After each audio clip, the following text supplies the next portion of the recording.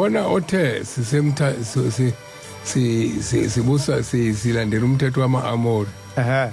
Khona othe asivula uLevi 23 uyahlupha u-23 Konteni ke nichaza ukuthi inyanga yesikhombisa. Ngicabangile ukuthi leyo ncwadi ethi ngenyanga yesikhombisa. Hayi manje usukuhlupha ufuna siwufunde uma labhalwa iBhayibheli inyanga ihamba njenganamhlanje. Manje siku-Gregorian calendar, lama calendar amaRoma ayahlupha ayaphambanisa.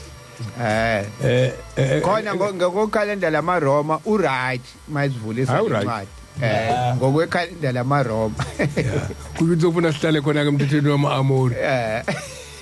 Awuzibuza wamaRoma futhi nakhona musubala ingwijikhwebu le. Ingwijikhwebu ngoba wona uJuly. Musubala usaqondana. Aqondana.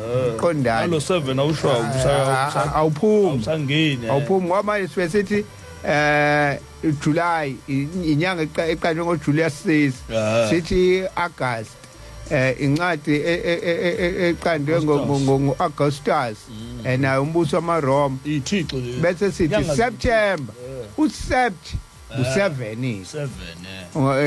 mawuthi September uchaza ukuthi 7 ngokwesilatini u7 mawuthi October u-8 mawuthi October octagon u8 lo so manje iyaphambana ngenzela umlaleli njalo ukuthi angathi uSeptember manje njobe u7 usengena entombini kaJafete manje ngizwile futhi enye indoda ichaza kodwa ngiyithandile ngoba ilalelile iphendule semthambo ngoba ishiya inamba yayo ngibekhuluma kwenye indawo ngase ngiyitshela cha abayiko emntombini babo njengoba mhla ka7 kuzoyiwa enkatheni bhaliwe abayi akuyona indaba umntombi abayi ukukhalela umntombi into abayiyela lapha ilanga lapho kwaphuma khona intombi anoma zazi u18 owathi wafika iguqe phezulu kwenkatha umlungu esenqabile nendawo khona insizwa nami yakadelo kuyangithumela lento ngabona into njengoba ngithi ngilale ngo6 izolo emva komthandazo ngavele ngalala ngayichazela lento nathi ngiyacabanga ukuthi kuseyuyena ngoba usuku wacaphuna incwadi le no akuyena lo the evangelist umvangeli ngamtshela ngathi cha elalela ndoda kwathiwa uma uNkulunkulu efikile uthatha umthandazo wethu ubona ngoba kukhona inkathe ezinyamalalayo lezi abaguqe kuzona ngempela zanyamalala usethi kubaba omkhulu uma le ndawo ibuyile njalo ngonyaka ngalolu suku ngiyothumela abantu abayepheza izoguqa kule ndawo le ayisho yena iqala ngomhla ka25 July le yomntombi iqala ngomhla ka25 July uvule incwadi yabahlulela 11 verse 34 le yabona Jafete uyabona lezi lelukhuza eke siyifundele umthetho weintombi zamaNazaretha ngosuku lweSabatha 27 July 1933 incwadi yokuqiniswa kwezintombi zamaNazaretha ngezinyanga ezimisiweyo lona ngumthetho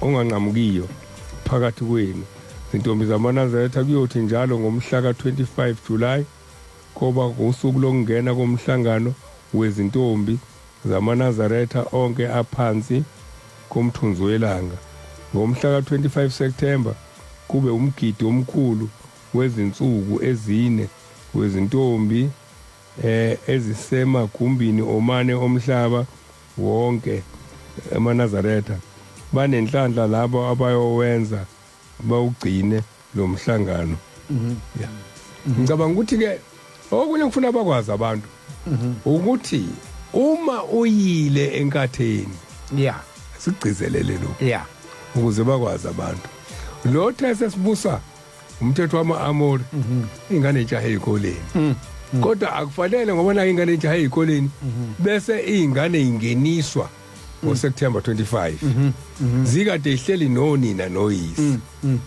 uthi umthetho uma uyile lapha ku25 July yeah buya khona ubophela isibopho sakho osilukile usibophela ensikeni silala eduze kwakho esipholi awuyi kuma wakho awukhulumi noyihlo awukhulumi nomfowenu uhlala la kuze kube um20 kuthi uhlala 25 August bagonqile uhlale u25 July uAugust ngomhla ka25 September 2 months seniyaphuma ke niyahamba ke niya ezibukweni mani mbuya lapho nibuya nivunula imvunulo ka7 emjafete niyagida insuku ezine nigida umuntu ogodukile ngokomthetho akangeni kulomgidi owala amakhosazana abelindi owabantu abebelindi begonqile bahlala namhlanje kwangeke yabona ngaleso sikhathi ngisho noma igula inkosazana ngingena umshumayelo oyithandazela kufanele afika khokhe bese iphuma bakhalela ubuntombi bentombi kaJafete